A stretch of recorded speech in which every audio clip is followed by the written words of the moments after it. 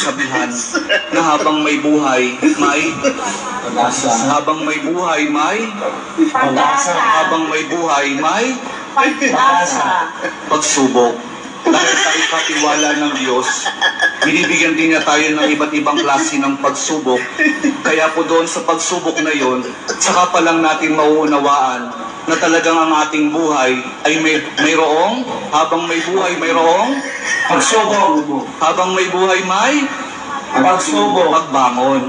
Huwag mong hayaan na kapag meron kayong pinagdaraan ng pagsubok, ay hindi kayo babangon. Kailangan meron tayong pagsumikap na pagtsatsagaan natin yung ating mga pagsubok na pinagdaraanan. At kapag merong pagsubok at merong pagbangon, saka pa lang natin mauunawaan na talagang ang ating buhay, na habang may buhay, may pagbangon. Habang may buhay, may pagbangon. Pag-ibig. Ang pag-ibig nagmumula kay Jesus lamang sa ating mahal po Jesus Nazareno.